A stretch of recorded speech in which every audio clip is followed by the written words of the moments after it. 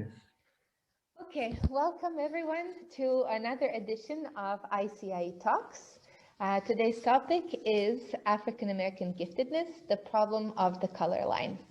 We are privileged and happy to have Dr. Fred Bonner as our guest speaker tonight, or today, depending on where you are. And my job today is to give you a short biography and a little bit of background information about Dr. Bonner. So Dr. Fred Bonner II is a professor and endowed chair in educational leadership and counseling and executive director and chief scientist of the Mach 3 Center at Prairie View A&M University.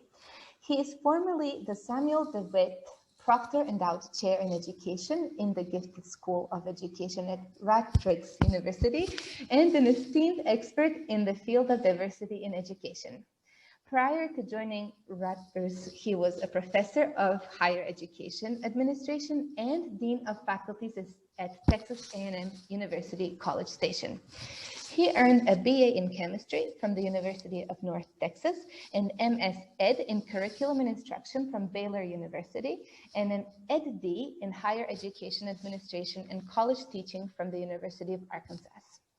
Bonner has been the recipient of numerous awards, including the American Association for Higher Education Black Caucus Dissertation Award and the Education Leadership, Counseling, and Foundations Dissertation of the Year Award from the University of Arkansas College of Education.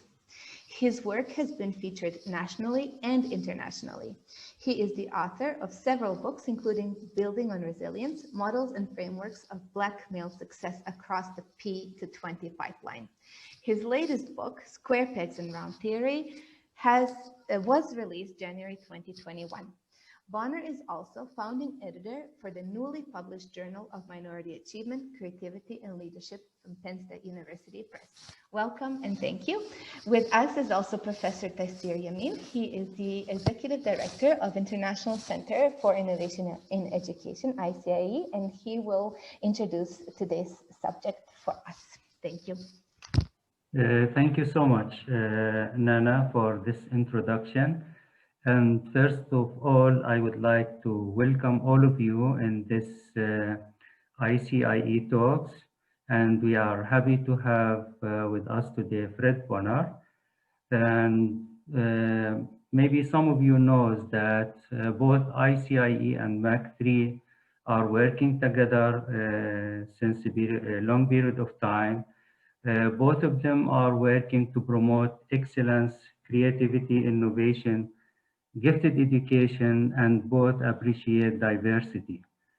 And in the context of our cooperation, we had our first conference in the United States. It was the 17th ICIE conference in 2019, and it was the first to take place in the US, and it was in Prairie View University, and under the chair person and all the chairperson of this conference was Fred Bonner and our team in this university.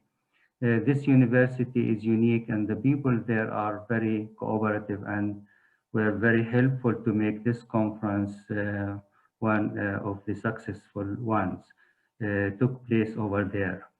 And also, Nana mentioned that Fred Bonner is the founder and the editor-in-chief of this unique journal. It is called Journal of Minority Achievement, Creativity, and Leadership. And of course, we encourage you to contribute and to write for this journal, to publish your research in this unique journal.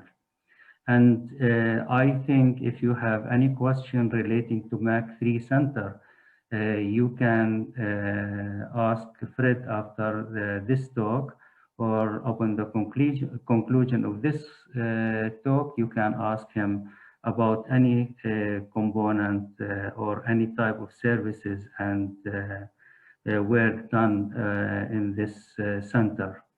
And also, we are very pleased to invite Fred Bonner to join our team of international scholars to deliver this lecture in the context of ICIE talks. And we sent the invitation letter to many institutions around the world, and we encouraged people to join us. And we hope to have a good number today of people who are interested in this topic. And as you see in the brief description of the invitation and the lecture, this lecture starts with a quotation, and this quotation made by Fred Bonner from W.E.B. DuBois. And for those who don't know who is DuBois, his name is William Edward Borghardt DuBois, Pan-Africanist. He is American sociologist, socialist historian, civil rights activist, and he was an author, writer, and editor. And for those who would like to know about him more, he born in February 23rd in 1868, and he passed away in August 27th, 1963. Of course, the quotation says the problem of the 20th century is the problem of the color line. So this talk will address a number of topics relating to this diversity, equity, inclusion, and belonging to systemic racism. In the name of ICIE and our team, I would like to welcome Fred Bonner again in this talk. I first would like to give, as we say here in the States, a shout out to my dear friend and brother, Taisir Yaman, and my dear sister and friend, Nana. I mean, the two of you have just been excellent sources of support, great friends. And when Taisir, he's such a great friend, when he asked me if I would do it, I was like, for you, absolutely, of course, not a question. So, and he shared with you, and I was so excited to work with ICIE and to work with Taisir. This was the first time that the ICIE conference was in the US, and also the first time that it was at a historically Black college and university. So I was quite excited that we were able to bring this wonderful international forum, not only to the US, but to Texas and to Prairie View in particular. And Mach 3 really benefited and really loved being able to host all of the international scholars. And as Taisir mentioned, we are engaging and planning to move forward with many, many more collaborations. So I would encourage all of you on the very last slide, I'm going to share with you my email address. So at any time, all of you, domestic, international, reach out to us at the Mach 3 Center. Don't hesitate to contact me via email, and we definitely will get back in contact with you. Our website is, we're actually having a few cyber problems at the university right now. So, but typically our website is up and working, so you can always communicate with us through the Mach 3 website as well. And I also want to send a shout out to my faithful and trusty right arm, my right hand, Dr. Stella Smith. She is the Associate Director of the Mach 3 Center. And she is, she's the planner behind the architect. So I couldn't do all of the wonderful things I do without her. So we definitely are a team. So feel free, reach out to me, reach out to Mach 3, reach out to Dr. Stella Smith. And behind the scenes is our wonderful administrative assistant, Mr. Norman Eaton. We also known by Ramel Eaton. So the three of us kind of make up the Mach 3 Center. And I'm so thankful to them. The work that we've been able to do is, you would swear that I have 12, 15 people working with me, but it's basically been me, Dr. Smith, and Mr. Eaton carrying this vision forward. So I thank them. And again, I thank you, Taisir and Nana. So today I want to share with you this particular topic and this particular focus came to me. The majority of my work, my research, and my scholarship has focused primarily on the experiences of academically gifted African-American male students. And the reason that I focused on this particular population, if you go back in time, back to my doctoral dissertation days, and even before that, I started on this gifted journey during my master's program experience at Baylor University. I enrolled in this course. It was titled Survey of Exceptionalities, and it was taught by one of my mentors, Dr. Susan Johnson. And in that course, we looked at the range of exceptionalities from students who have special needs, students who are in special education, all the way to students who were in gifted and talented education. And we know gifted and talented is just on the same spectrum as special education, but this survey of exceptionalities course, Dr. Johnson, she required us to complete a small research project to just kind of whet our appetites with research, to get us thinking about research. And in that course, I completed this crude little paper, and I titled it, "Which institution is better at fostering giftedness among Black males?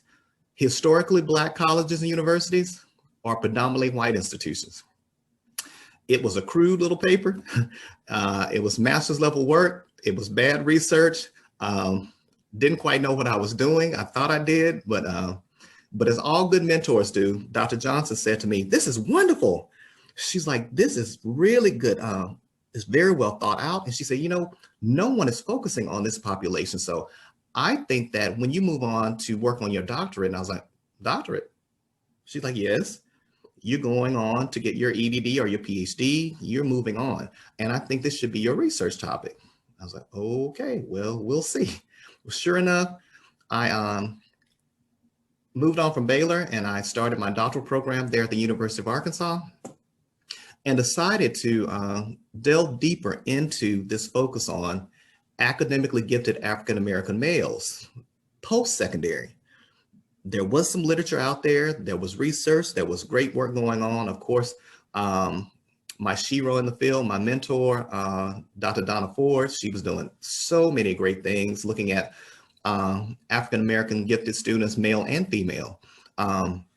She was doing a very pointed focus on looking at P12. And I used a lot of her work. And my very first article that I wrote, she actually gave me feedback, tore it up. There was more red on the article than actual words. So, but she painstakingly went through and told me, "This is how you should think about this. This is what you need to do. This is what's missing." And her mentoring and guidance. And she said, "You know what? You're taking a different path, and this path is really going to lead you somewhere, because you're focusing on what it means to be gifted, Black, and male in college and university context."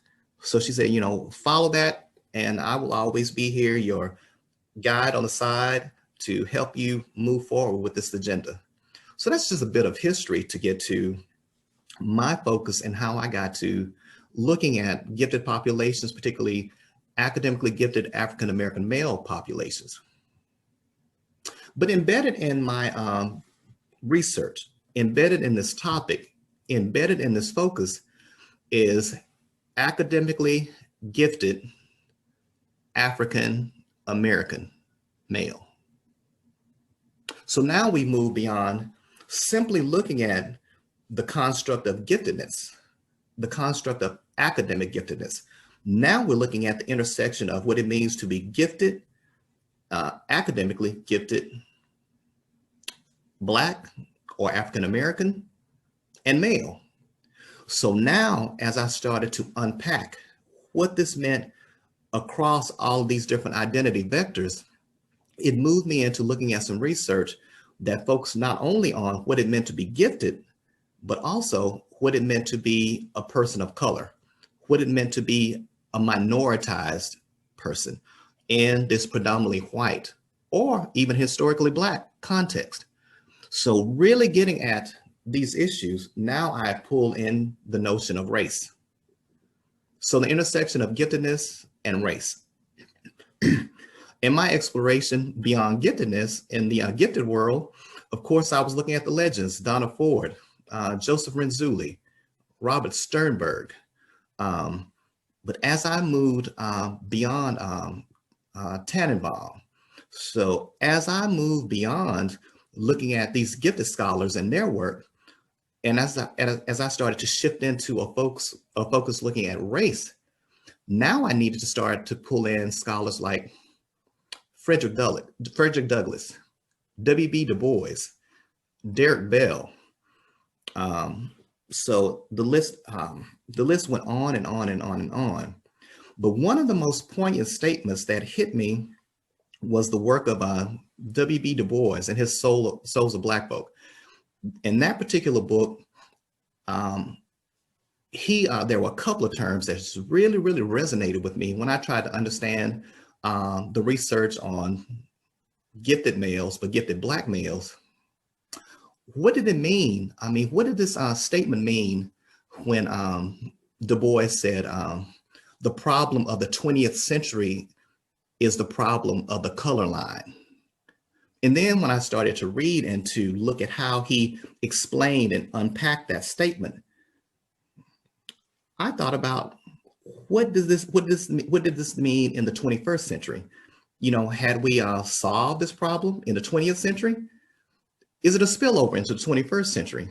And as I started to look at what it meant to be gifted Black and male in US schools, I suddenly came to the realization that the issue that W.B. Du Bois talked about, this issue of the color line, is just as prevalent today in the 21st century in very, very present context.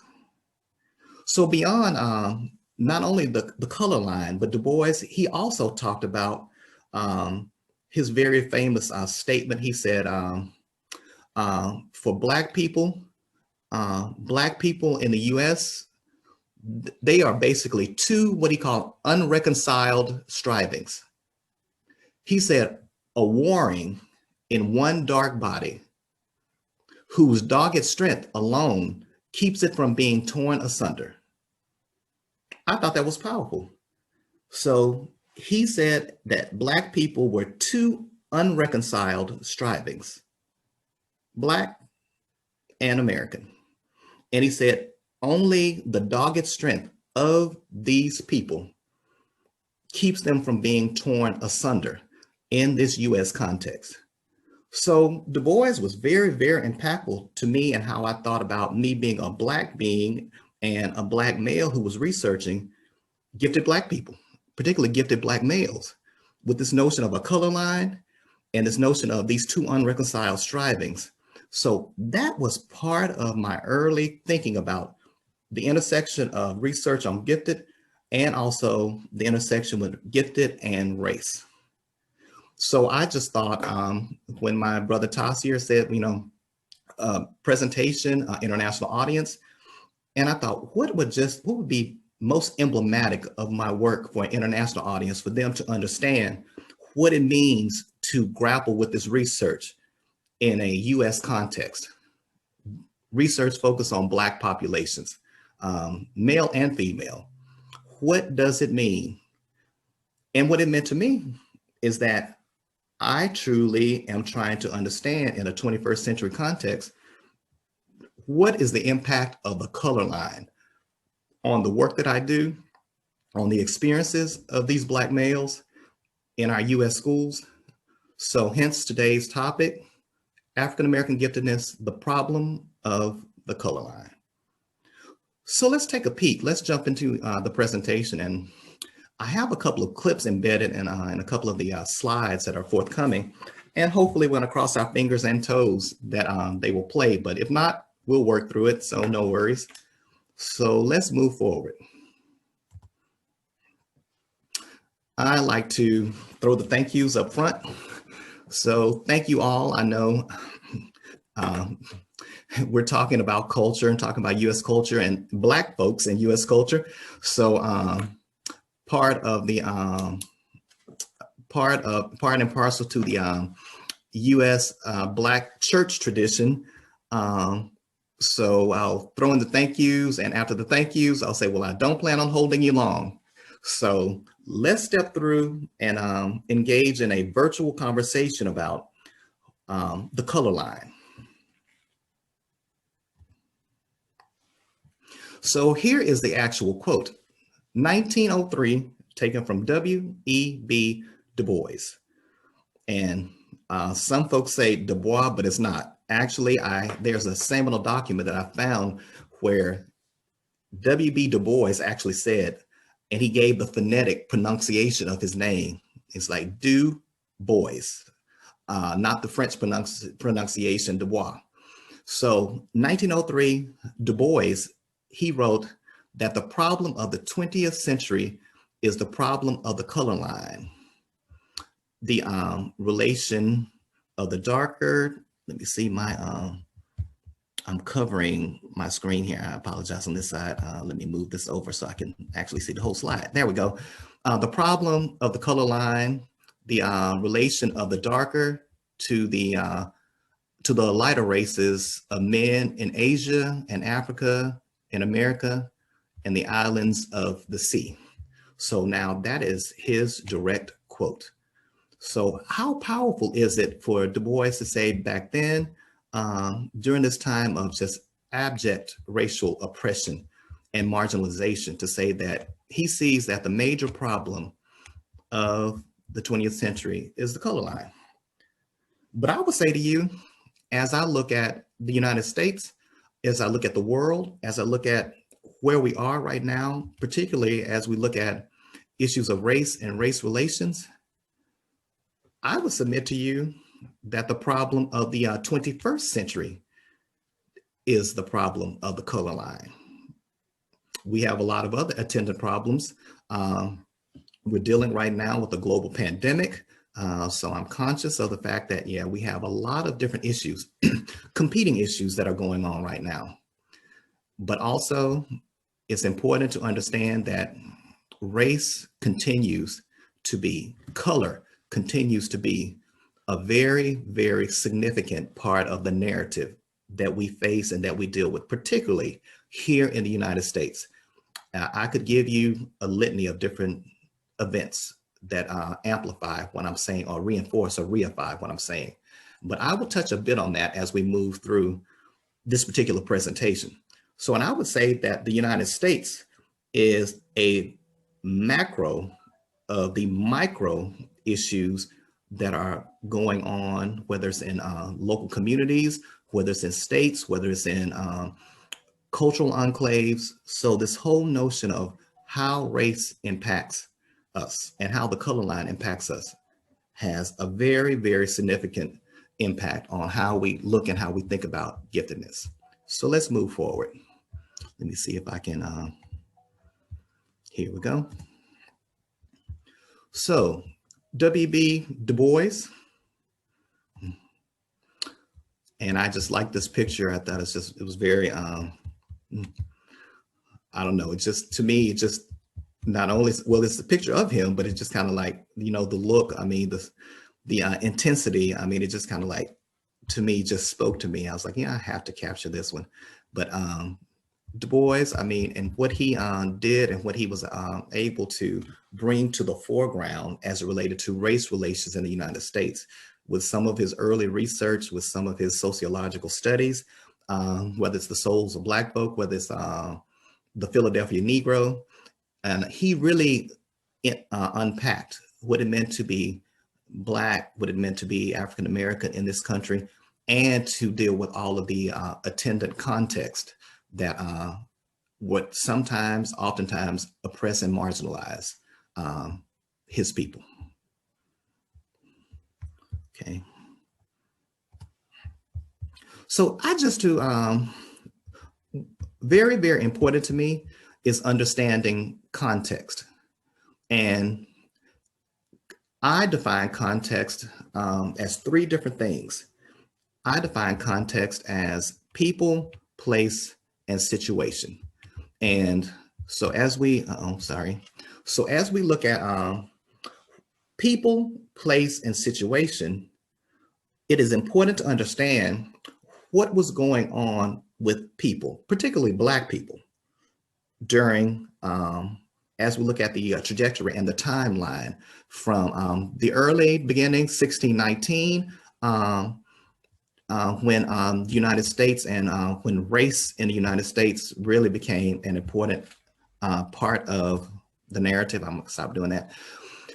And you see, as we move forward, and what I want you to take away from this particular slide is that for Black people in the United States, in our qualitative and quantitative experiences, you see a timeline that moves from 1619 all the way to the present.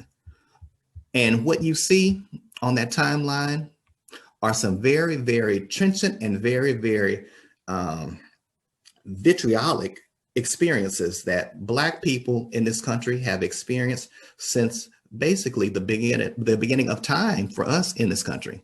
So you move from American slavery that lasted 246 years. And you move from American slavery into almost 90 years of segregation.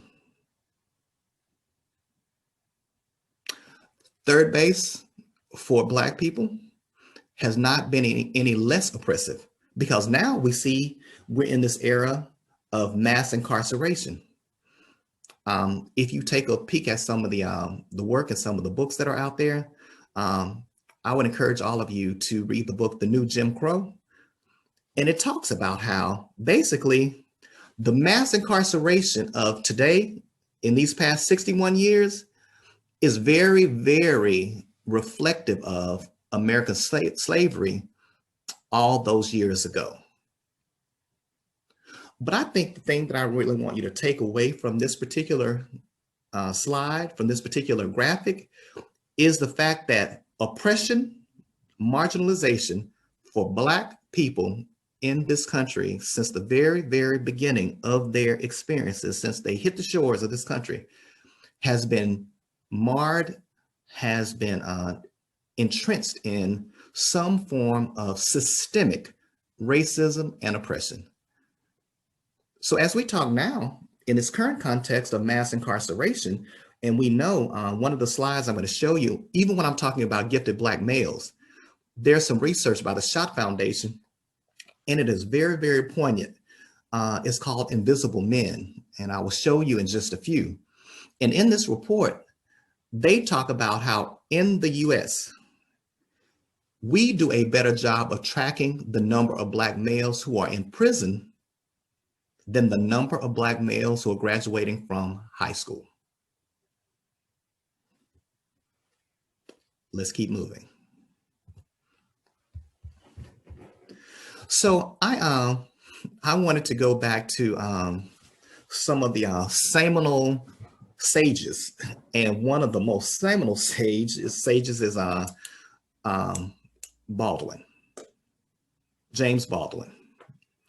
And hopefully this little clip I thought would be a nice beginning to show in what Baldwin said back in the 60s when this clip was where it comes from.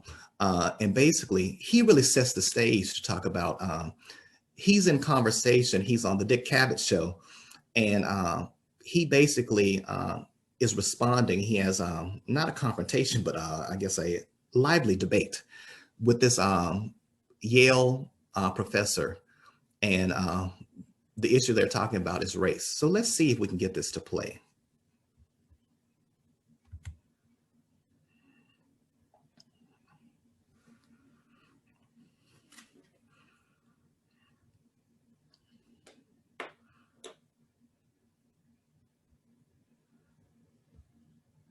I would like to add someone to our group here. Professor Paul Weiss, a Sterling Professor of Philosophy at Yale.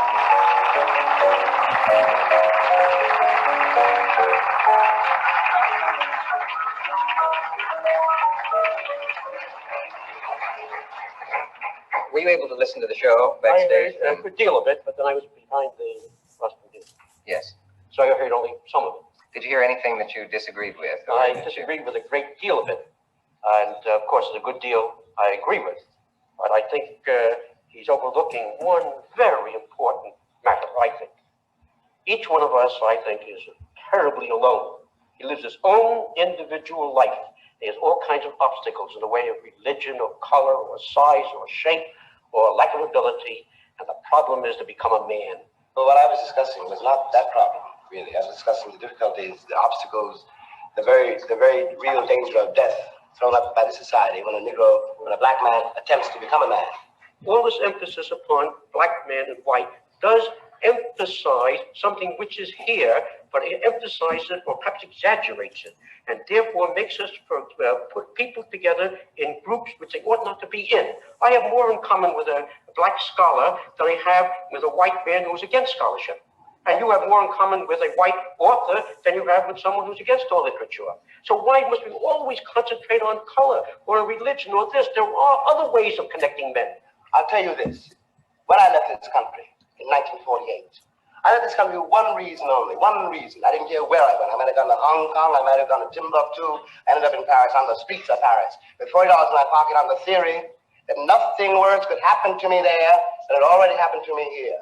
You talk about making it as a writer by yourself. You have to be able then to turn up all the antenna with which you live, because once you turn your back on this society, you may die. You may die. And it's very hard to sit at a typewriter and concentrate on that if you're afraid of the world around you. The years I lived in Paris did one thing for me. They released me from that particular social terror, which was not the paranoia of my own mind, but a real social danger visible in the face of every cop, every boss, everybody. I don't know what most white people in this country feel, but I can only include what they feel from the state of their institutions. I don't know that white Christians hate Negroes or not, but I know that we have a Christian church which is white and a Christian church which is black. I know as Malcolm X once put it, that the most segregated hour in American life is high noon on Sunday. That's a great deal for me about a Christian nation. It means that I can't afford to trust most white Christians and certainly cannot trust the Christian church. I don't know whether the labor unions and their bosses really hate me. That doesn't matter, but I know I'm not in their unions. I don't know if the real estate lobby is anything against black people, but I know the real estate lobbies keep me in the ghetto.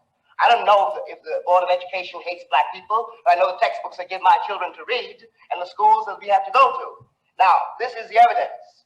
You want me to make an act of faith, risking myself, my wife, my woman, my sister, my children, on some idealism which you assure me exists in America, which I have never seen. So we were here and now we are here. So one of the very first things, so now I want to kind of transition us into the presentation focus on gifted. And I pull up, I show this particular slide because it is of the Dr. Samuel DeWitt Proctor. And as Nana shared with you in my bio, prior to coming to Prairie View, I served as the Samuel DeWitt Proctor Endowed Chair at Rutgers University. And if you don't know anything about Dr. Proctor, I would encourage you to Google him. He was a towering figure. He worked for the Peace Corps. He worked for Kennedy. He was president of 2 historically Black colleges and universities, Virginia Union University and North Carolina A&T University. Pastor of Abyssinian Baptist Church there in New York. And Martin Luther King considered him one of his mentors. So a very, very, very powerful man and a powerful figure. And I decided when I went to Rutgers as the Proctor Endowed Chair, I wanted to not only honor the legacy of Dr. Proctor, but I wanted to find something that was emblematic of who he was and what he brought to the world. And in my researching, I found this little short sermonette titled The Scratch Line. And that's what I have here. And hopefully I can get it to play and get it to stop, Nana, later. But I just want to show, it's very, very short. Basically, it's titled The Scratch Line. And when I went to Rutgers, I used this sermonette in many of the presentations that I gave and all of the activities that I structured. And I would add in the caveat, the scratch line. So I had a Black male STEM think tank. So I titled it Moving Black Males in STEM Beyond the Scratch Line. I had a think tank where I brought historically Black college and university college of education deans to Rutgers. And I titled it Moving Black Education in the US Beyond the Scratch Line. So you get it. So basically, this scratch line sermonette, as we say in qualitative research, it served as my theoretical and conceptual framework. So everything that I did was based on this particular sermonette and I use it as a framework. So let's take a peek. And at the conclusion of this short sermonette, what I would like for you to do, and this is a little activity that I'd like for you to do virtually. So if we were face to face, I would have you working in groups. And the question that I want you to pose to yourself, you don't have a neighbor there, so your virtual neighbor, is what am I doing to move diverse populations beyond the scratch line? That's question number one. Question number two is, what am I doing to move myself beyond the scratch line? So let's take a second or two and see if we can check out the scratch line video.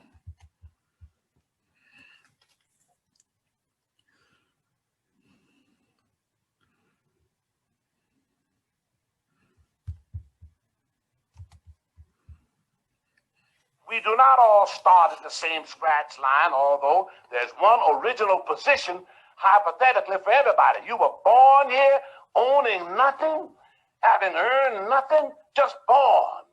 There you are, helpless. You're a debtor to everybody. But some of us opened our eyes and saw nothing but blessings just dumping on us.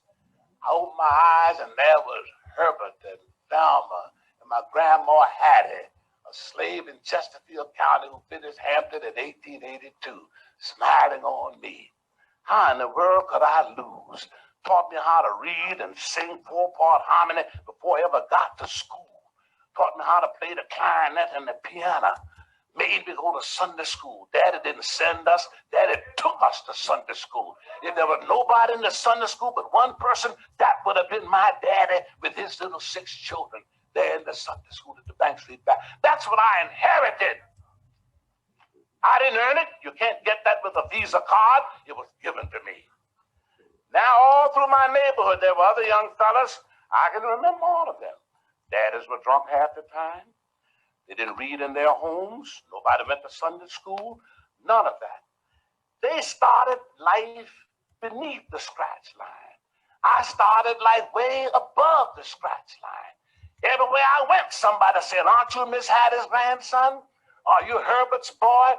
Skipped 3 grades. I never was in the 3rd grade, the 5th grade, or the 7th grade. Everything smiling on me. Finished high school at 15, went on to college on a scholarship. None of that did I deserve. I hadn't earned any of it. I started out with a head of steam. Old Norfolk Mission College, they had trained my mother and father.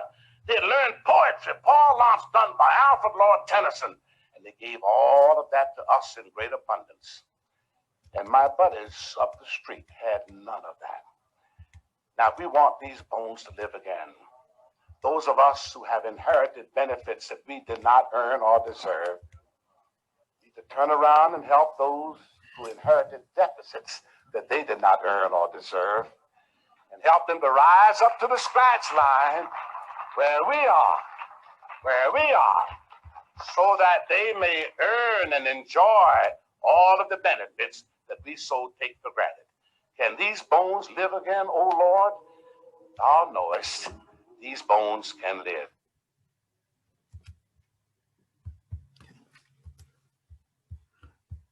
So, okay, I think I lucked out this time, so it's not playing in the background.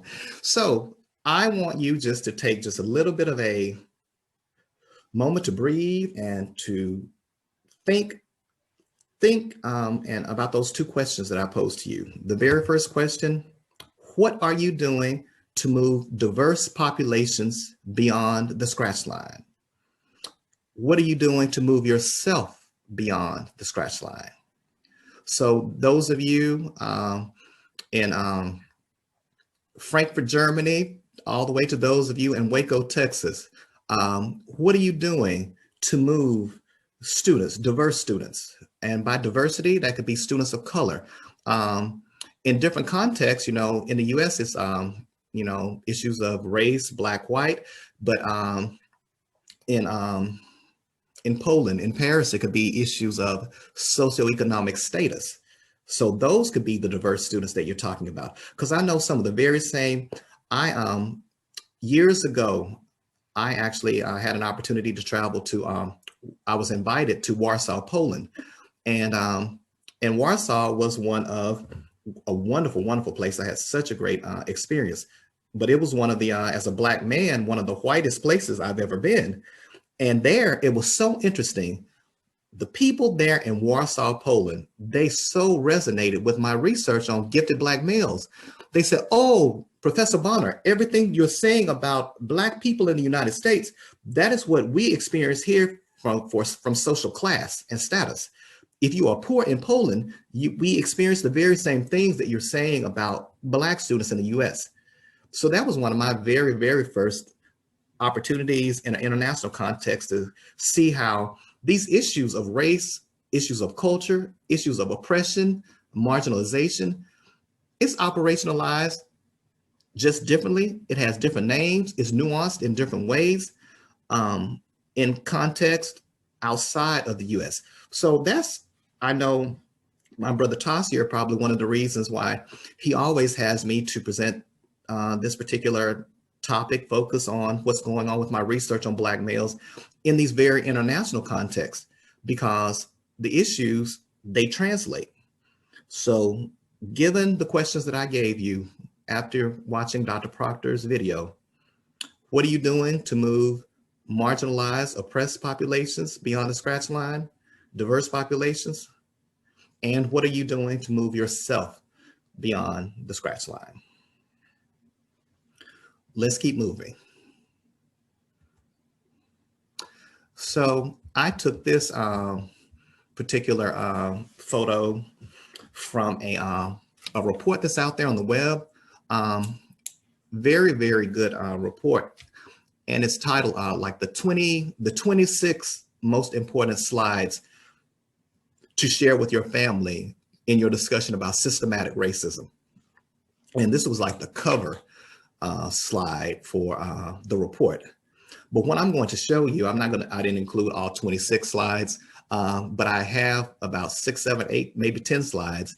And I just briefly want to show you, they give you like the numbers and they show you how the trends are very, very disparate, very disparate when we look at Black populations and when we look at white populations and Hispanic populations.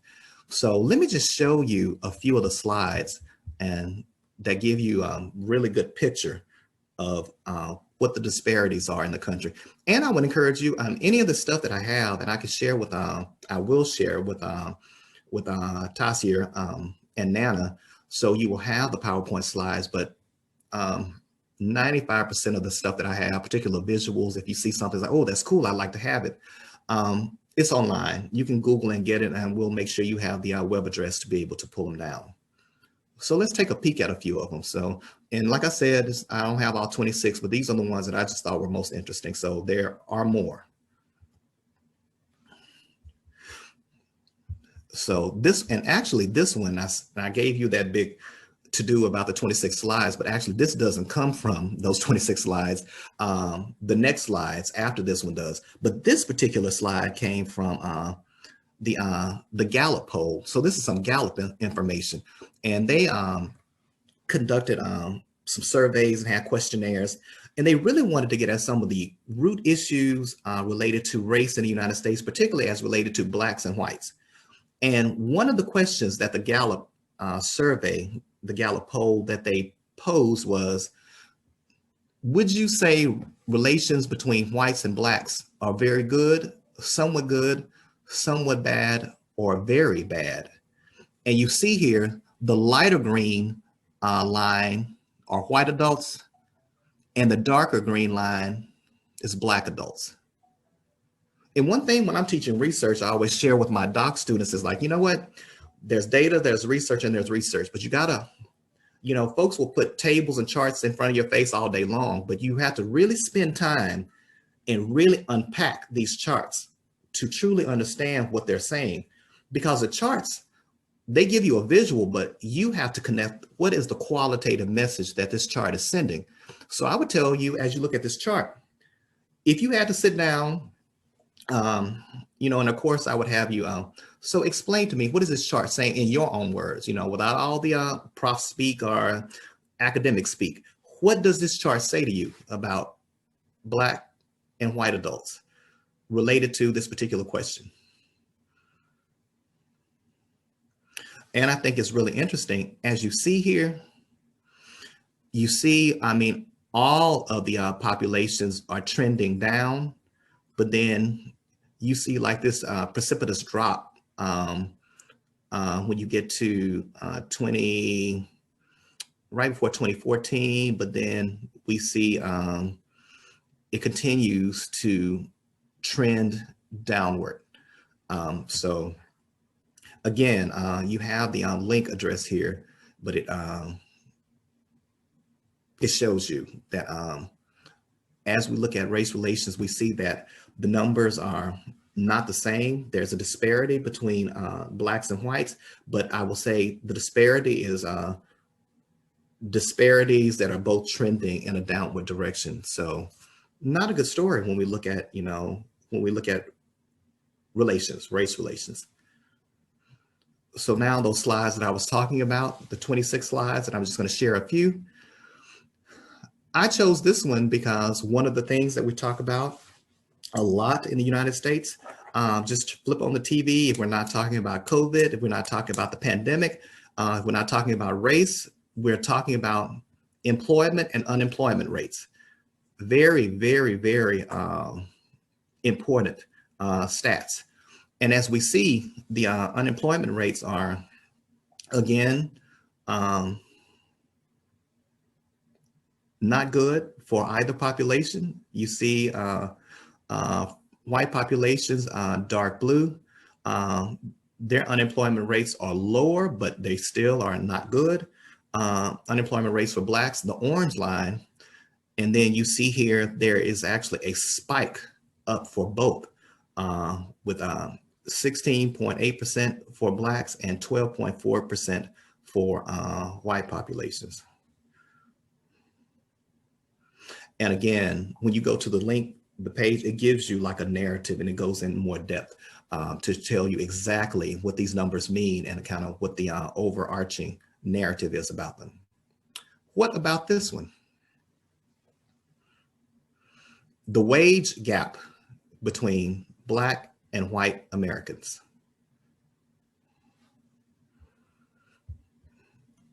Again, I thought another very, very important slide to show the disparities.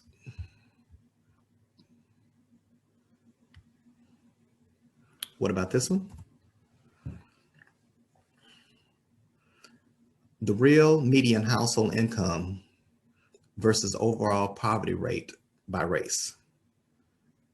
So the real median household income and also looking at the poverty rate. So again, dark blue, white American populations, and the orange, Black American populations. Some pretty stark, and the word that I go back to again and again and again is disparities, disparity. All of these topical areas of focus are tragic. Unemployment, poverty rates, low median incomes, but it's even more tragic when you start to disaggregate by race. So as a lot of pundits say, as a lot of research scholars say, particularly critical race scholars and a lot of folks that do the diversity, equity, and inclusion work that I do, a typical rejoinder for them is that when white America gets a cold, Black America gets pneumonia. Because these disparities, as you can see, you're already starting off with unequitable beginning points. So we will talk about what that means in gifted education here in a second. I know this is a pretty packed slide. It's a lot of stuff here, but I just thought this was a very interesting slide. Upward income mobility by city and race. And you see dark blue, white populations, and orange, Black populations. And it says household income, the income ranking of children born into the 25th income percentile. And basically, that's a lot of gobbledygook to say that children who were born at the lower fourth on the socioeconomic scale. And what this measures is the ability, the upward mobility by their parents, by them to pull themselves out of these low SES situations. And you see in New York, you see where white parents rank and their ability to pull themselves, to pull their children out of these low income strata versus that of Black parents. And from New York to Newark, I mean, Detroit, Memphis, our Texas cities are here. Look at Houston and Dallas. So you see that there, again, the word is disparities.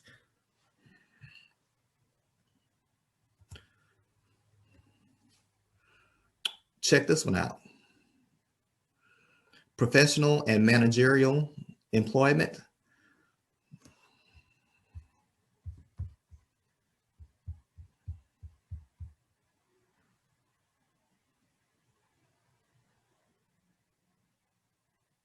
So again, when you look at the numbers and you look at the share and where individuals are, disparities. Again, the word disparities. Check out this one. So now I wanted to move the narrative. I'm funneling down. So I talked kind of about US kind of writ large. I talked about employment. I've talked about income, but now let's start to focus on the schools. Let's move into the schools. So here we have advanced course credit earned in secondary school by subject and race. So these are kids who are getting AP courses in an IB, International Baccalaureate. So look at the disparities. They're stark. You thought it was bad out there in the world writ large, but look at what's going on in our schools in the US. So these are students who have access, who are taking, who are engaged with advanced placement and international baccalaureate. So the highest echelon of what we offer by way of a curriculum in our schools. And look at who's there and look at who's not. Disparity.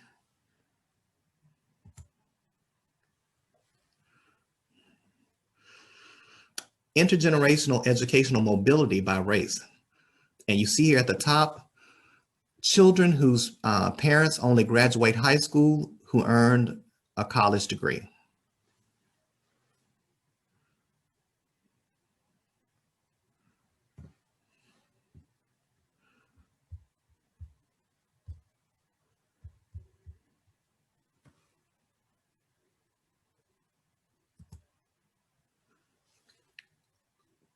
College attainment of Black and white Americans. Again, the word disparities.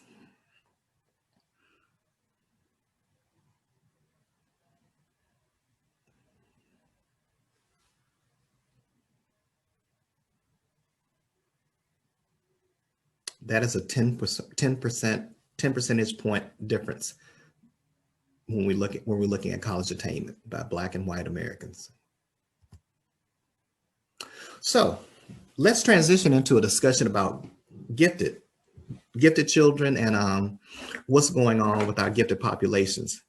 This particular young man, his name is Darius, I believe, and this was taken from a story from one of our Texas newspapers, one of our largest cities here in Texas, Dallas, the Dallas Morning News. So this story ran back in, I believe it was June 2016. And what this story talked about, why are there no African-American boys in gifted classes? And this particular young man, Darius, he received a Gates Millennium Scholarship. So the story kind of unpacked how he had worked very, very hard, but he came from a family where he helped his mom with his siblings. It talked about some of how they noticed very, very early on that he was a precocious child. But the story says that his teachers and his mother was very, very vigilant, fighting up against a system where young men like Darius, Black boys, are not well represented in gifted and talented programming. And so it talked about how the mother was very, very plugged in, how she had to be, because so many Black boys don't have the opportunity. I think the numbers said, let me give you the real numbers. In Texas schools, African-American boys represent 6.5% of the population. They are only 3% of the population in gifted and talented. So 6.5% overall, only 3% in gifted and talented.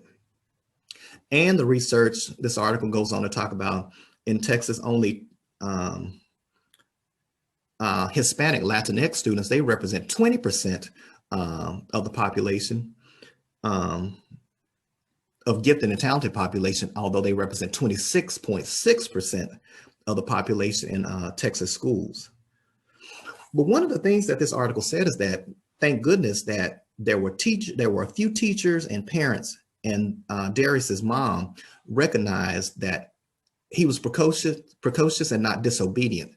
And the literature bears out, it shows that when a young Black child manifests and shows gifts and talents and is very outspoken, very precocious, many times that child is labeled as a behavioral problem.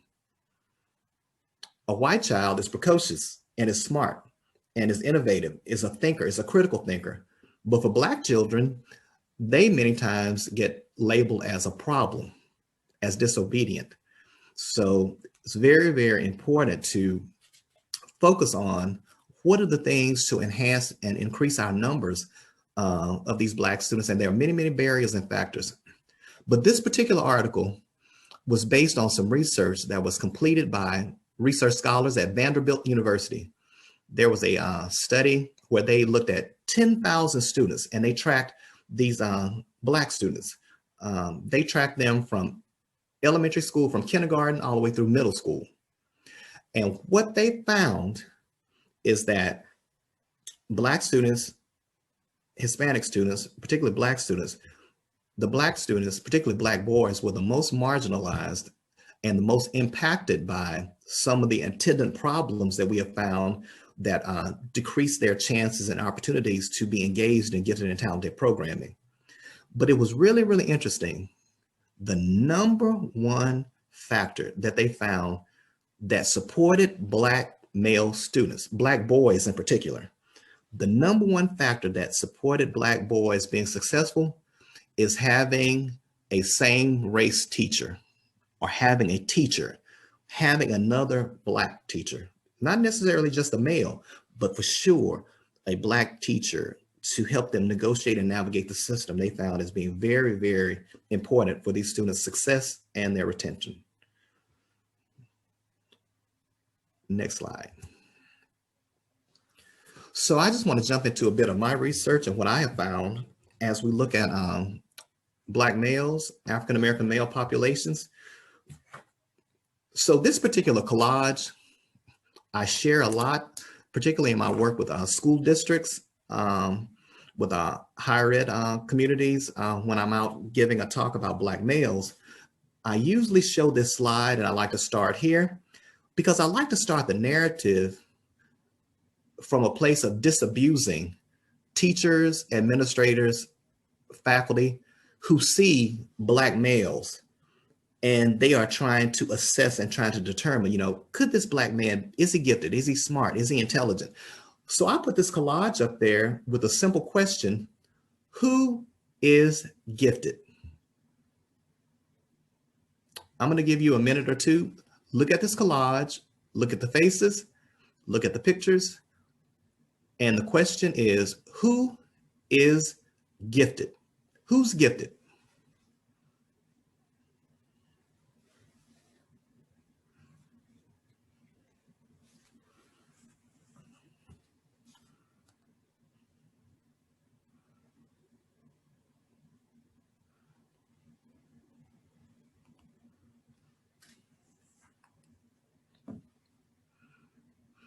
Okay, I will share with you that many times I get, and I'm gonna see if I can see some of the chat responses here. All of them, I see from my dear friend Carla Crow there in Waco, Texas, and yeah, all of them.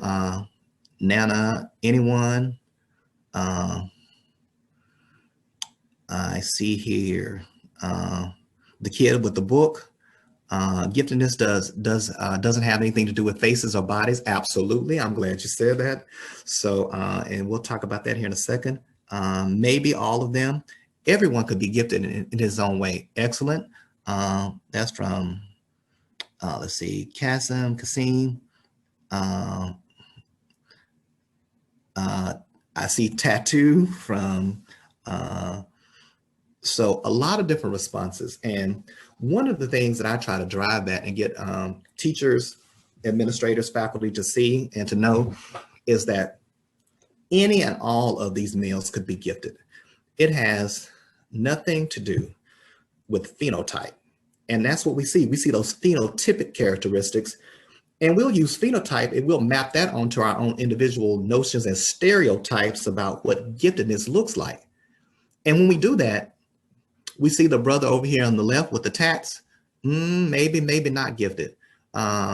We see the brothers there at the top, on the top right, in the coats that appear to look like they're part of some academy, and they are. That's Urban Prep Academy. My good fraternity brother and friend Tim King there in Chicago. That's a picture from his academy. And then we see the doctor down at the bottom in the middle. So it's like, oh, of course he's gifted because he's a doctor. You know, we're assuming he's a doctor. And we see the brothers right there to the right of him who appear to be incarcerated or on a chain gang. And sometimes the narrative is, oh, well, if they're in jail, in prison, and on the chain gang, then surely they're not gifted because they made a bad decision.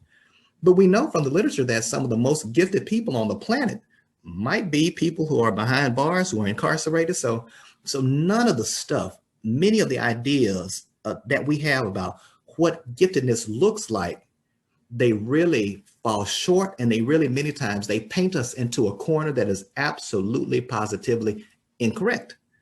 And especially when we focus on Black males, trying to identify what giftedness looks like among Black male populations.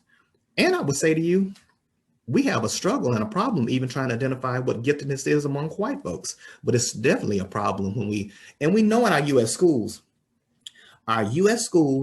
are oh so very Black and brown when it comes to students, but they're also very white and female when it comes to teachers. So let me, 1 second.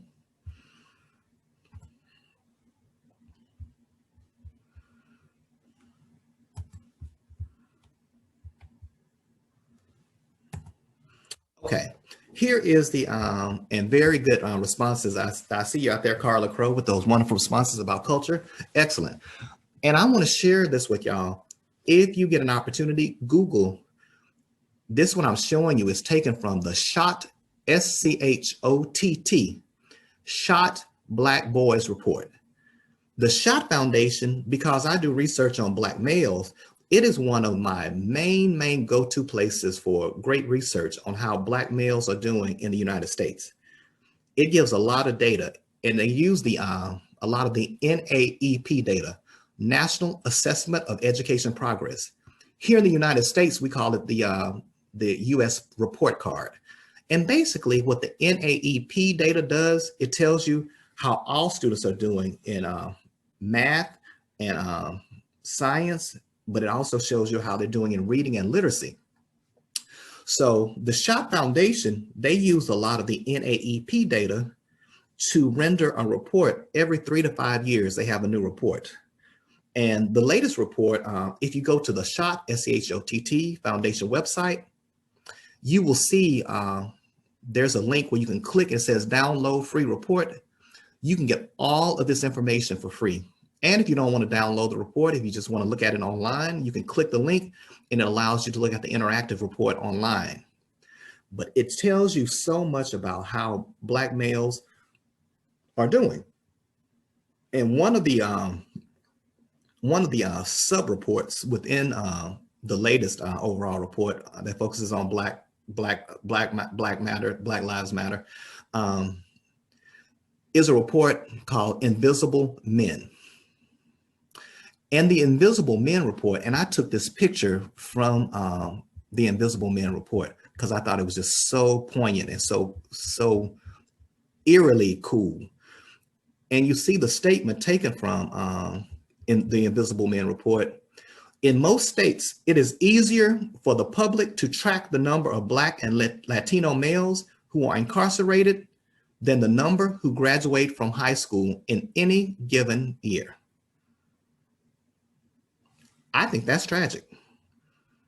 And it is why it's what keeps me up at night. It's what keeps my research agenda going and vibrant, because there is so much to understand about what we are doing in the United States with our Black and brown males, and with particularly our Black and brown gifted males. Sad commentary to say that we know more about Black males who are incarcerated than Black males who are graduating from high school. That's a problem of the color line.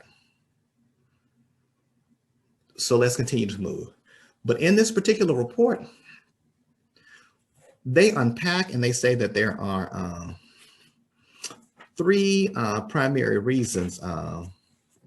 There are three, what they call three invisibilities. They say that in this report, there are invisible students. And what do they mean by that? In the United States, many times you'll have Black and brown males, not just Black and brown males, you just have students in general, white students too. But particularly with our Black and brown students, you'll have students who drop out, who stop out, who quit going to school, and we just lose them. They go off the radar screen. But then at one point they might have enrolled in school, but then you haven't seen them since they enrolled, and now you haven't seen them for 6, 7, 8 years. But what we do many times in the United States is we will report them as 12th graders. So you will have these overinflated numbers of these Black and brown males, basically saying that you got all these Black and brown males who are in the 12th grade. It's not real. We'll just throw them in those numbers and say that they're in the 12th grade, and we might not have seen them for 5 years, 4 years. So invisible students, and they talk about that. Then they say there are invisible diplomas. There are some states that will give diplomas that are like special diplomas or career diplomas. So they're not equivalent to, I think they give you they were saying in New York, you'll have some students who will get a regent's diploma, or one that has very, very highly specified academic credentials. And you'll get a student who gets a career or special diploma, and it's counted the same. So what this report unpacks, it says that you have invisible diplomas, because some of these diplomas they're not real. So that impacts the outcomes for these Black and brown male populations. So invisible students, invisible diplomas, and the third area, they say there's invisible positive data. And what do they mean by that? They're saying that the data that we are getting about Black males, it is not reflective of what their true experiences are. What do I mean by that? They're saying that we are refusing many times to disaggregate the data. When you don't disaggregate, we will make the assumption that the same things that are going on with Black females are the same things that are going on with Black males, the same things that are going on with Hispanic females, Hispanic males. And what the Schott Foundation says is that's not true. We really have to look at what those nuanced experiences are for Black males, for African-American males. So we really need to make the distinction to have real data and not invisible data. So I give you the link there. I would encourage you to read the Invisible Men report in its entirety. It's some really good stuff, particularly for those of you who are interested in this work on Black male populations. Let's keep moving. So at the core I would say the conceptual framework for my work is a focus on diversity, equity, inclusion, but there's a fourth base.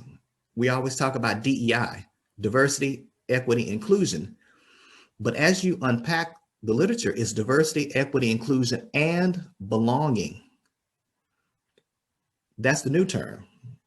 That's the fourth base.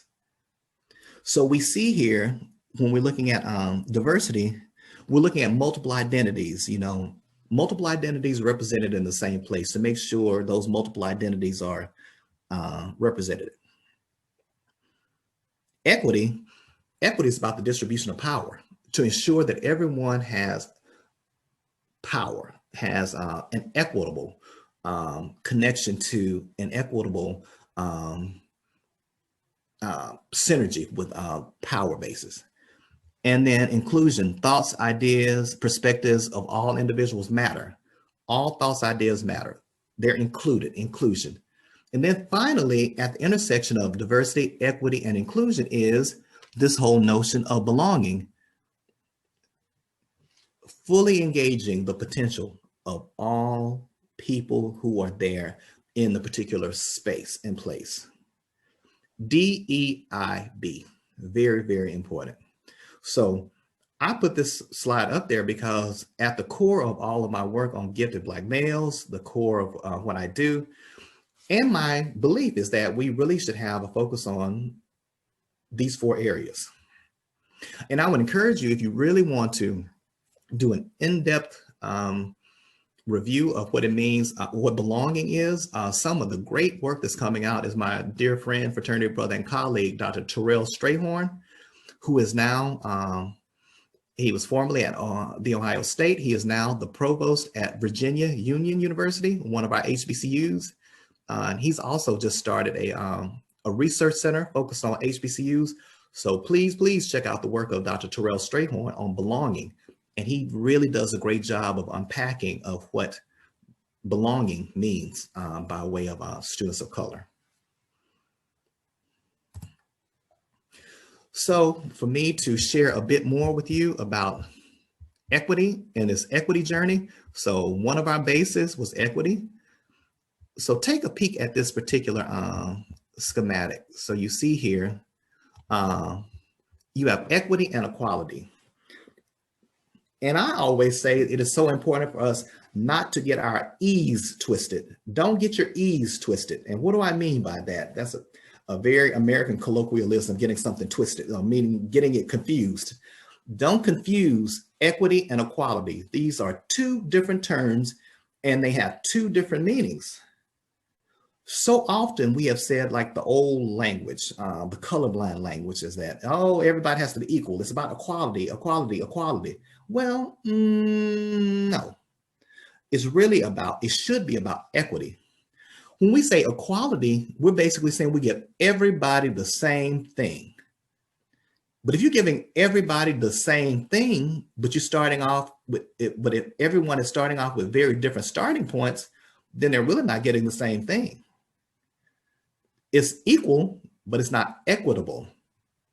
So I think this schematic, this picture gives you like the best rendering of understanding the difference between equity and equality. So you see here to the left, all of the children are, they're trying to look over the fence at the soccer game. You see one child, he's very, very tall, or she's very, very tall, standing on the box, and just made him even taller to look over the fence. Then you see the next child, she's shorter, she's on the same box, but she's peering over. I mean, it's not the best view. Her head is just barely over, she can see it. But then you have the third child with a parent appears to be a disability in the wheelchair. That child can't use the box at all. But what do we say? Oh, we're giving all of them a box so they can see over. So everything is equal. It's great. Yeah, everything is, yeah, you gave equal resources to inequitable situations. So if you really want equity, you see in the visual to the right, that's equity. So the tall child, he doesn't need a box. He can see over the fence without having a box. So he doesn't need that resource.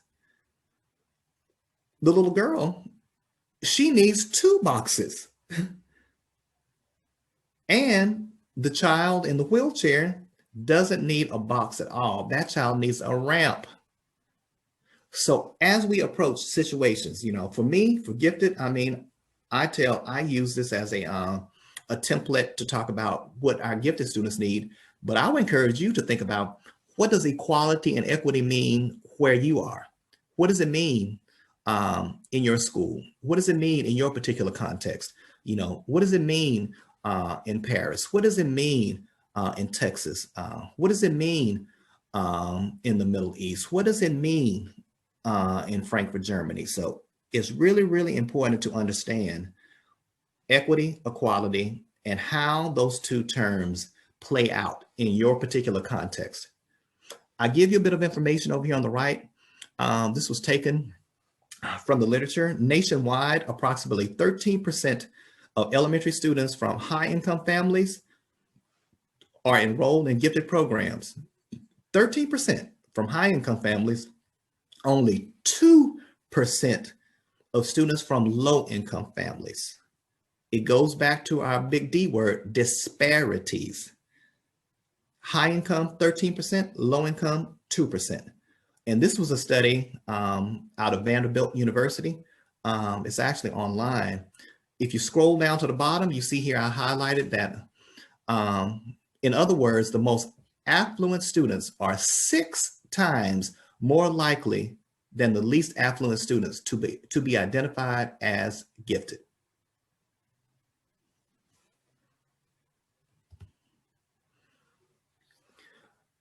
As I kind of trail off, I want to start moving us to a close, but I want to show you from my years of research, these are some of the things that I found when we're looking at Black males, African-American males. Some of the main things that lead to their underrepresentation and underachievement. Many scholars looking at, what do we do? You see here from the SHOT report, and I just looked at the latest data. Only 59% of Black males graduate from high school, and the rate at which Black males are being pushed out of school and into the pipeline to prison far exceeds the rate at which they are graduating. Again, this is from the SHOT Foundation, 2015.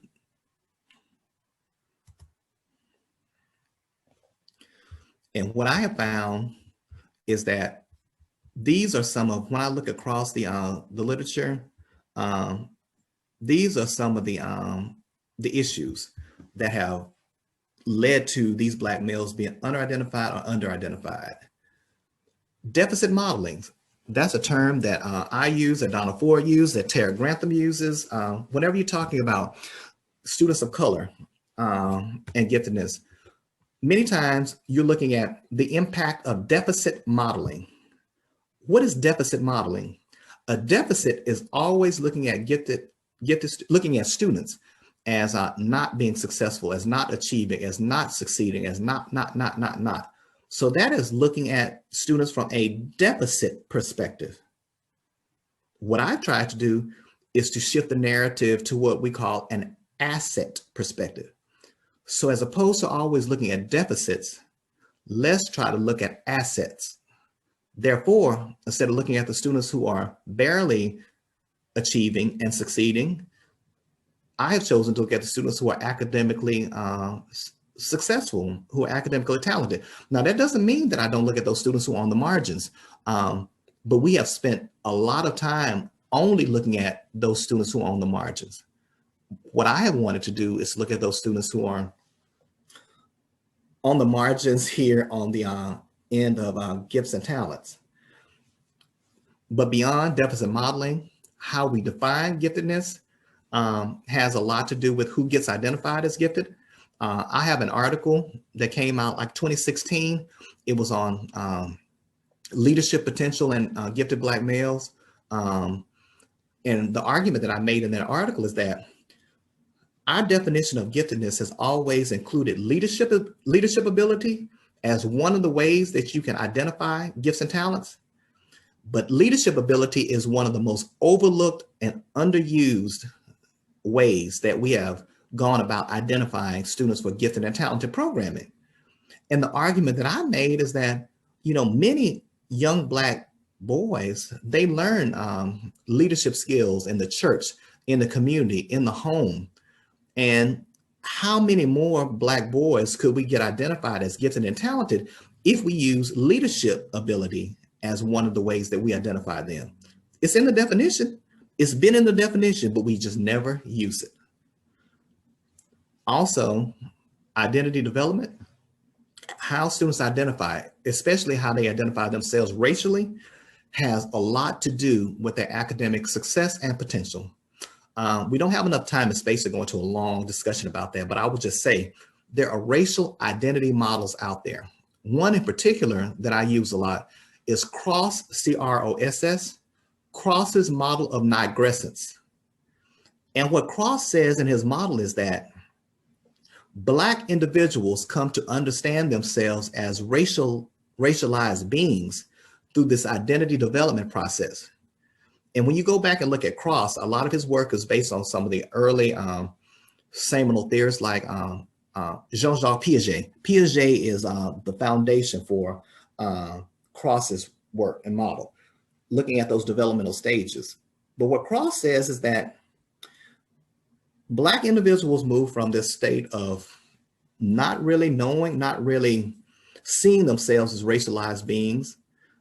He calls that the pre-encounter stage, but then they will have an encounter with racism. So they move from pre-encounter to encounter, and then they move into the stage of immersion, and then immersion, and then later this self-actualized stage where they understand that seeing themselves as a racial being is sometimes it's Black, sometimes it's white, sometimes it's gray, sometimes it swirls.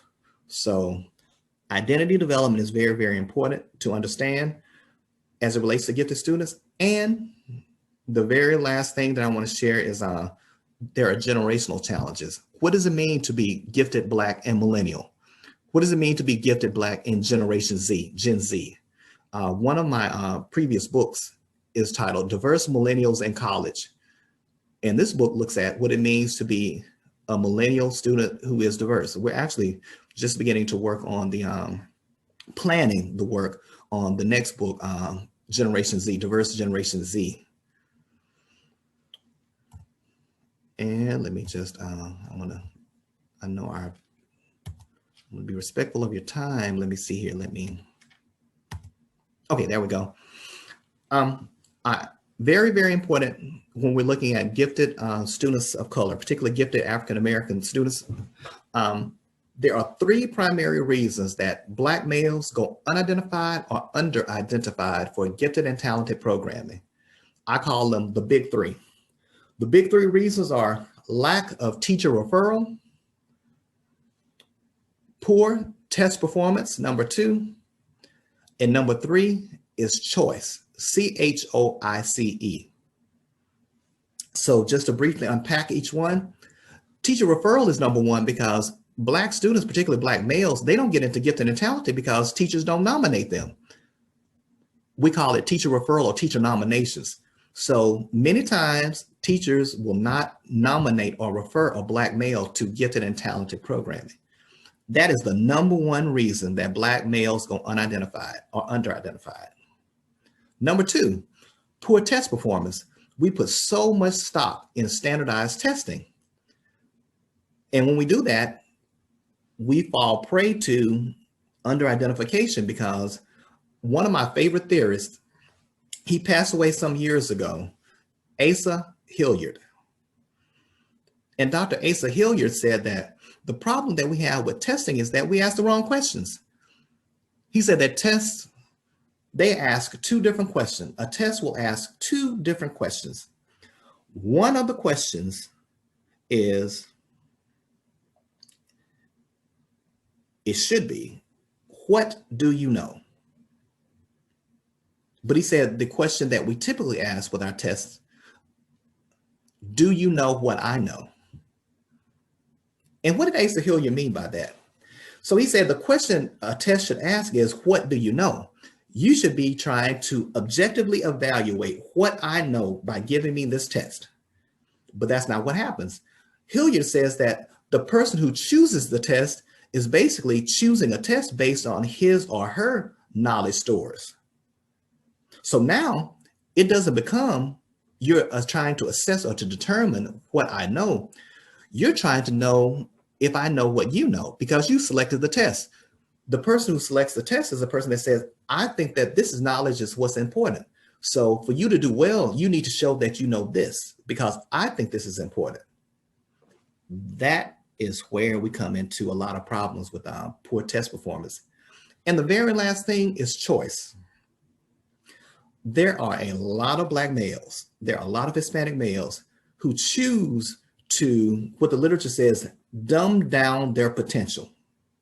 They choose not to show that they're gifted and talented. They could be absolutely positively brilliant, but to show that I am brilliant, there is an opportunity cost that I'm not willing to pay. What do I mean by that? To show that I am gifted in the US context many times means that now I'm all of a sudden moved down the hall to the gifted and talented class. And who's in that class? Not of the Black students, a whole bunch of white students, and not my friends. And so now I'm the smart guy. No one wants to hang with me. Nobody wants to shoot hoops on the weekend, because, you over there with those white folks and gifted and talented, you think you're better than me. So there's a whole narrative that goes into choice. There are Black males who could be profoundly gifted, but you will never know it, because I'm not going to let you know, because if you find out that I'm smart, then you're going to try to place me and push me into this place that I don't want to go. Now, I don't think we should allow that to happen, but I get it, I understand it. But what we need to do is to try to create these contexts and gifted and talented where it doesn't feel like I'm being ostracized or being pushed aside. But we're never going to get that until we get what we call in higher education a critical mass. I'll feel more comfortable knowing that there may be at least 2 or 3 other brothers in the gifted and talented class, but I'm gonna go down to this gifted class, ain't no Black folks in there, no Black men, nah. So how do we create these contexts to ensure that these Black males, they choose and will choose to show their gifts and talents? One of my good friends and another fraternity brother, Dr. Gilman Whiting. Gilman Whiting is at Vanderbilt University. And his model is one of my favorite models, and it speaks to this whole notion of choice. What Whiting says is that you are not going to get Black males you're not going to get them to manifest their gifts and talents unless you can first convince them that they can be scholars. So his research is called the scholar identity model. So Whiting says that you first got to get Black males to see themselves as scholars. They've got to identify with being a scholar. And this scholar identity will help you push them into academic success or successful outcomes. Very, very critical. Another important slide, when I'm out working with school districts, I spend a lot of time breaking teachers, administrators into little clusters. And I really want to sit down and talk to them about deficit thinking, because you really have to move them beyond these mindsets that these Black male students, these brown students, that everything you think about them is coming from a deficit perspective. So Ford, Harris, Tyson, and Trotman in 2002, they identified what they call the 7 major symptoms of deficit thinking. And it goes from traditional IQ testing, what that means, all the way down to inadequate communication with parents. We will leave parents and friends out of the loop.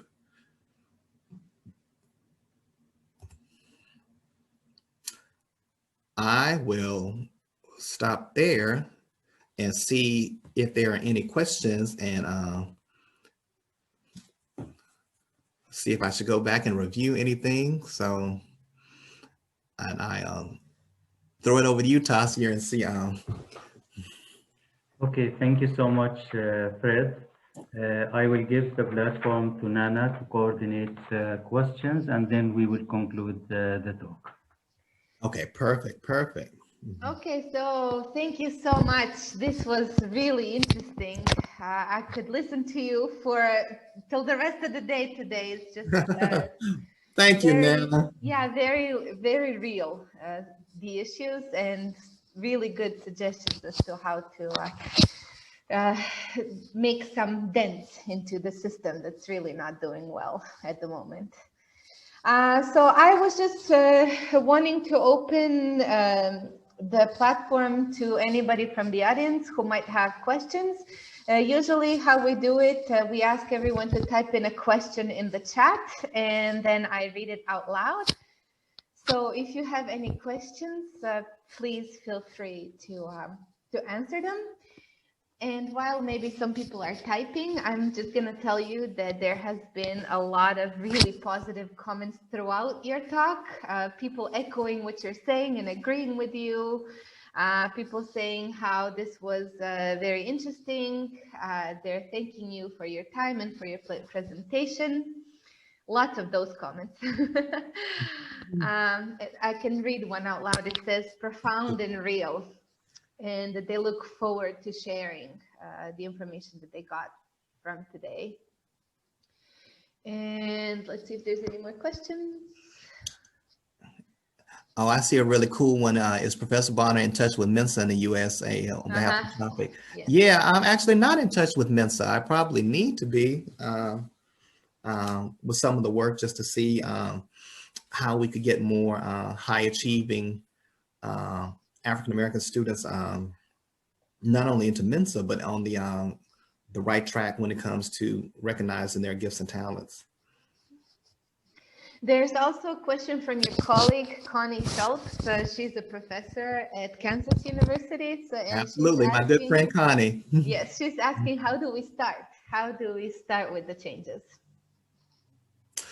So I would say to start with the changes, one of the most important things that I have found is that you've got to really start with education first. You got to really get people to truly start to listen and truly start to listen and try to understand what these issues are. And that's going to come through forums like this, you know, that you put on where people are like, the light bulbs go off. Oh my gosh, you know, I'm hearing some things that I've never heard before, or I'm hearing some things that I always knew this, but now to hear someone put it in this frame and to make the research more accessible. Connie, I think that's the best thing. We've got to be not only intellectuals in the ivory tower, but we got to be public intellectuals, because the consumers, the parents out here in these communities, I'm looking outside right now, you know, I see kids walking down the street.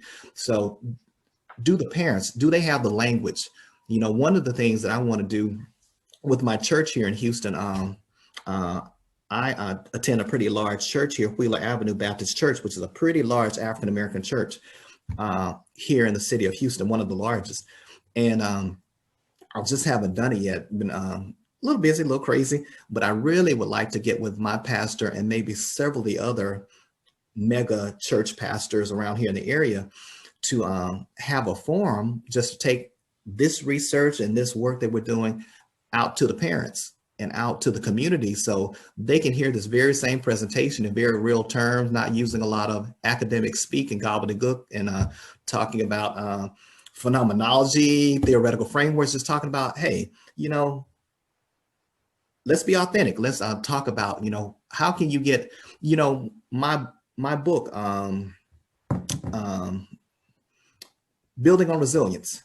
So one of the chapters in that book is by my good friend Tarek Grantham, and Tarek. Let me see if I just going to show you. Okay, that's Building on Resilience, and one of the chapters in the book is Tarek Grantham, and he talks about teaching parents, particularly Black parents, to move from what he calls bystander status to upstander status. How do you move parents from being bystanders to becoming upstanders? So his chapter basically gives a step-by-step curriculum on how Black parents can advocate for their young Black males, not only to get into gifted and talented international baccalaureate, but also what you need to do, how you need to engage. Here's the information you need to know. You need to be able to ask these questions. And this is what you need to know about placement in gifted and talented programming. So I truly believe that it starts with knowledge. The very reason I did this book, Building on Resilience, is that I had so many of my Black and brown colleagues who were saying to me, you know, we're trying to do a rites of passage program. We're trying to do a Black male achievement program. And we're trying to write this up, but then nobody wants to publish our work because they're like, oh, that's just anecdotal. Oh, that's just anecdotal stuff. You're just telling a bunch of stories. So I would tell my Black and brown people, I mean, your capital in the academy is to be able to show the scholarship and the research of how it attaches and how your stuff is grounded in empirical research. And I said, I get it. I'm a person of color. I don't think everything you do has to be related to research. I know that's a bunch of BS, but these folks don't understand that. So for you to have capital in the academic world, you got to come with some academic grounding. So I'm going to put together a book that has models and frameworks. So you can just go to the shelf and pull this down. You want to talk about belonging? You can read the chapter in this book. Rich Milner, you want to talk about teaching teachers to talk about racism. You can pull, that's chapter 2. You can pull it down. So I think, Connie, it's very, very important to get folks educated and to get them where they can talk about this stuff in real terms at the street level. Great. Connie's thanking you in the chat. There's a last question, just for the sake of time. And it's coming from Crystal, who is asking, do you believe teachers and college instructors should undergo a deprogramming process? One more time, and hello, Crystal. Crystal, I believe that's the good Dr. Crystal Allen, who's here in Texas. My former doctoral student from Texas A&M. She's doing some amazing work. And she said, do I believe what now? Teachers and college instructors should undergo a deprogramming process. Yes, well, maybe instead of deprogramming, I would say reprogramming. So I think these teachers need to be reprogrammed to think of these populations in different ways. And the reprogramming should begin with folks who have a clue, folks who do the work, and folks not only, and wait, well, let me say this, this is really, really important. It is important to get to people who do this work in authentic ways, who come from an authentic place. Now, I'm not just saying that Black folks are the only ones who can talk about gifted and talented Black people.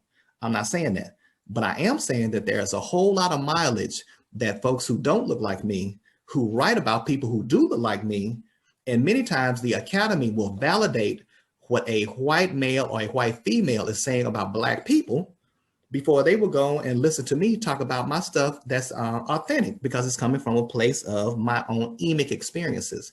So I think there should be, Crystal, great question, there should be some reprogramming that happens, and reprogramming that happens with the research and the scholarship coming from the authentic voices with people who actually navigate this world in these Black and brown bodies.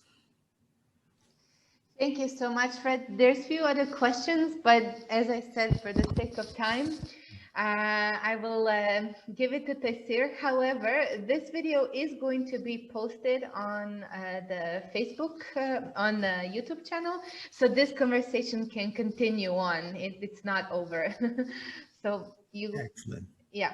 Okay, feel free to just ask more questions or continue the conversation in the YouTube for everybody who was here.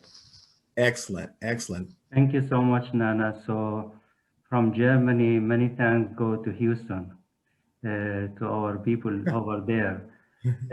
So thank you so much, my dear brother, Fred Bonner, for this and continuous contributions to this field of knowledge. Your talk today enlightened us, and we look forward to having you again in other ICIE talks and events.